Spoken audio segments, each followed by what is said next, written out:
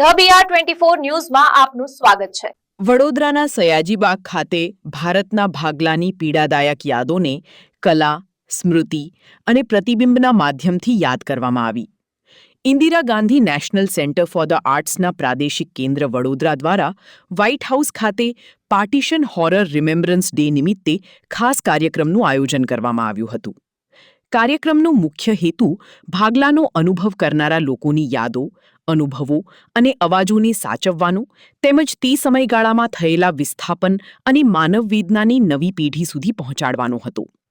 આ પ્રસંગે Maharaja Sayajirao university of બરોડાના અંગ્રેજી વિભાગના પ્રોફેસર ડોક્ટર નીતિ સિંઘે પાર્ટીશન ટ્રોમાના પેલિમ્પસેસ્ટ્સ અ લિયર્ડ રિફ્લેક્શન વિષય પર પ્રસ્તુતિ આપી હતી। તેમણે ભાગલાની બીજી પેઢીના અનુભવો અને મારું ગામ ક્યાં છે જેવા સળગતા પ્રશ્નો દ્વારા ઐતિહાસિક વિસ્થાપનની અસર પર પ્રકાશ પાડ્યો હતો। જ્યારે વિઝ્યુઅલ આર્ટિસ્ટ મીનાક્ષી નિહાલાનીએ એક કલાકારનું વર્ણન રજૂ કર્યું હતું, જેમાં ભાગલાથી સીધી રીતે પ્રભાવિત ન થયેલી ત્રીજી પેઢી સુધી વારસામાં મળેલી યાદો અને વાર્તાઓને કલાત્મક અભિવ્યક્તિ દ્વારા રજૂ કરવામાં આવી। કાર્યક્રમમાં વડોદરાના mayor Gitaben Makwana, deputy mayor Aditya Patel, સ્થાયી સમિતિના અધ્યક્ષ વર્ષાબહેન વ્યાસ, શાસક પક્ષના નેતા શ્વેતાબહેન માછી, મ્યુનિસિપલ કમિશનર અરુણ મહેશ બાબુ તેમજ IGNCA પ્રાદેશિક કેન્દ્રના પ્રાદેશિક નિયામક અરૂપા લાહિરી સહિતના મહાનુભાવો ઉપસ્થિત રહ્યા હતા। આ કાર્યક્રમ દ્વારા ભાગલાની માત્ર ઇતિહાસના પાનાઓમાં નોંધાયેલી ઘટના નહીં, પરંતુ લાખો લોકોની યાદો बाग में हमारे जो व्हाइट हाउस कल्चरल सेंटर पे हॉरर्स ऑफ पार्टीशन के टॉपिक पे Indira Gandhi national centre for arts, ministry of culture, government of India और VMC दोनों मिलके हॉरर्स ऑफ पार्टीशन के ऊपर अभी एक छोटा सा आर्ट गैलरी में डिस्प्ले किया है। आप जान सकते हैं कि जितने लोगों ने भारत की जो विभाजन हुई थी इंडिया और पाकिस्तान में 1947 में 14 अगस्त के बाद जो दो देश हुई, उसकी पार्टीशन और इंडिपेंडेंस के लिए जितने लोगों ने कुर्बानी दी थी, उनकी सबकी यादगारी और यहाँ पे सब डिस्प्ले में किया गया। Indira Gandhi national centre for arts की टीम ने इसको क्यूरेट किया गया। कहाँ कहाँ पार्टीशन के रेडक्लिफ लाइन के इश्यूज हुए, इफेक्ट हुए थे, पाकिस्तान का सेपरेशन, बांग्लादेश का फ्यूचर सेपरेशन, रेफ्यूजी कैंप जितने हुए थे, कितने लोगों का लॉस ऑफ लाइव्स हुआ था, सारे इश्यूज़ के ऊपर में हॉरर्स ऑफ पार्टीशन के ऊपर यहाँ पे डिस्प्ले हुआ है। आज वडोदरा म्यूनसिपल कॉर्पोरेशन की टीम की तरफ से mayor, deputy mayor, standing committee chairman, myself, we all are here. हम हमारे सॉलिडारिटी टीम की एफर्ट्स को देने के लिए आए हैं और अभी के जो प्रेजेंट जनरेशन है उनको पुराने जनरेशन ने क्या कुर्बानी दी थी देश की आज़ादी के लिए, वो सब के बारे में भी जानकारी देना बहुत ज़रूरी है।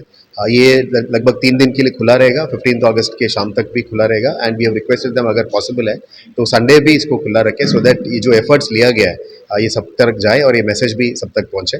मैं मीडिया मित्रों की माध्यम से यही कहना चाहूँगा कि हमको हर एक 15 अगस्त 26 जनवरी को हम देश की आज़ादी और रिपब्लिक को सेलिब्रेट करते हैं, बट उसके लिए जो कुर्बानी दिया गया है वो सबको भी हमको याद करना चाहिए, जिनके कारण हम लोग अभी फ्री लाइफ जी पा रहे हैं। My best wishes to this exhibition और आने वाले दिन में ऐसे बहुत सारे एग्जीबिशंस भी यहाँ पे होंगे, उसके लिए मैं IGNCA को भी मैं मेरा शुभकामनाएं पाते हैं। हम आज जो कार्यक्रम के लिए कमाटी बाग व्हाइट हाउस पे खड़े हैं वो एक बहुत ही इम्पॉर्टेंट इंसिडेंट है, एक एपिसोड है इंडियन हिस्ट्री की, हमारी इतिहास की, जो शायद कभी ना मिटे। और 2 दिन के बाद हमारे इंडिपेंडेंस डे है जो सेलिब्रेशन है, लेकिन उसके पहले बहुत ज़रूरी है, जैसे हमारे माननीय प्रधानमंत्री श्री ने हमको निर्देशना दी है कि it is time to pause and think about the partition और इसकी इम्पैक्ट आज भी कैसे जनरेशन्स कैरी कर रहे हैं उसको याद करना, उसके बारे में बात करना बहुत ज़रूरी है। उसी के लिए हमने एक एग्जीबिशन लगाए है जो संस्कृति मंत्रालय द्वारा उसका it has been put together by the ministry of culture और ये चलेगा 15 अगस्त तक, 15 अगस्त और हम कोशिश करेंगे संडे तक इसको चलाने की। तो हम रिक्वेस्ट करते हैं बड़ौदा के सिटीजन्स को कि आप आइए, पार्टीशन के बारे में जानिए और इसकी चर्चा कीजिए और अपने बच्चों को भी इसके बारे में बताइए। धन्यवाद। આજનો દિવસ એટલે આપણી સ્મૃતિઓને યાદ કરવાનો, જે આપણે આઝાદી મળ્યા પહેલાં લોકોએ આપણે આઝાદી કેવી રીતે મળી અને લોકોને કે આઝાદી મેળવવા માટે જે તકલીફને જે સંઘર્ષ કર્યો, જે રીતે ખૂનની રેલીઓ જે લોકોએ ખૂનની રેલીઓથી જે ધરતી માતાને જે બલિદાન આપ્યું, જે શહીદો થઈ ગયા, એ લોકોને યાદ કરીને આજના દિવસોની જે સ્મૃતિને લોકો સુધી પહોંચાડવા માટેનું આજે આયોજન કર્યું છે. અને દરેક નાગરિકોને, દરેક યુવાનોને, ખાસ કરીને યુવાનોને આપણો દેશ કેવી રીતે આઝાદ થયો છે, કેટલું સંઘર્ષ કર્યું છે, એ બતાવવા માટેનું આજે આયોજન કરેલું છે. અને આપણે 15મી ઓગસ્ટે 1947 પહેલાં લોકોએ જે તકલીફ પડી અને જે રીતે આપણે દેશને આઝાદ થયો છે એ ક્યારેય ભૂલવું ના જોઈએ. અને દરેકે આપણી પોતાની જવાબદારી નિભાવીને દેશ માટે સંઘર્ષને પોતે એકરૂપ રહીને આપણા દેશની રક્ષા કરીશું.